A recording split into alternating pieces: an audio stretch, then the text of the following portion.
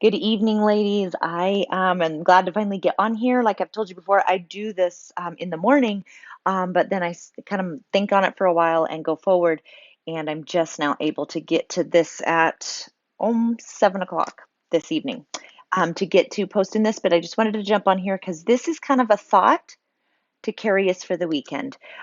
So the homework for today is page 52. We're dealing with gratitude and thankfulness. And then we go into Philippians 4, 8 through 9. And it's the ones that we're very familiar with, like what we're thinking on, whatever's lovely and true and of good report and excellence and worthy of praise and all of these things. So that's what she talks about. And she asks the last question she asks, if you consider your thought life, which of the words of Paul's list stands out to you most and why? So those are really good. It didn't take me very long. It literally could take you less than 5 minutes to fill these out. And it's just a good practice to know what you're grateful for. But the focus of today on this short little clip here, this little video, should only be about maybe 4 minutes long or less. And what I want to focus on is by Paul saying to think on these things, he is clearly indicating that we have a choice in what we think on. I often say, don't believe everything you think. Don't expect that everything you think needs to be thought through. There's some things that you just need to let it go and just let it pass.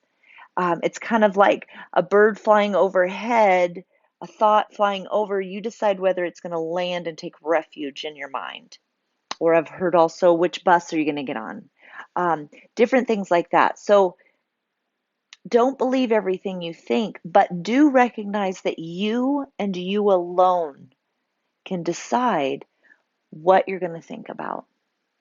Will it be on beautiful things like lovely and honest and pure and true? Or will it be on the negative aspect of things? And here's what I want to say.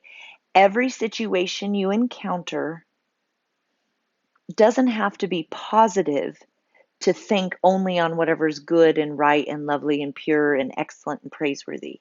You can have negative things you're dealing with. You can have negative situations or emotions or anxieties.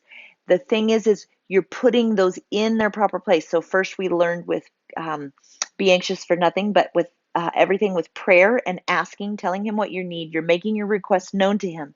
And then you're thanking him that he's able to meet your need. And you're walking through that. And then the peace of God will guard your heart and mind. Set up a guard around your mind when you choose to get your anxious thoughts to him. And then he says, with that space, now think on these things. So if you find yourself battling an anxious thought, if you find yourself not knowing how to think properly about something, first of all, I want to say kudos to you because you're thinking about what you're thinking. Second, once you've recognized that, you're going to God with it. You're telling him how you feel. You're asking him for what you need. You're thanking him that he's able. And then set your mind on the things that you know are true, the things that you know are good.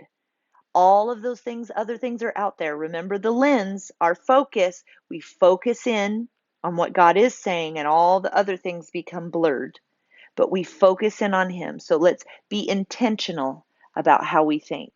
So I'm going to challenge you this weekend.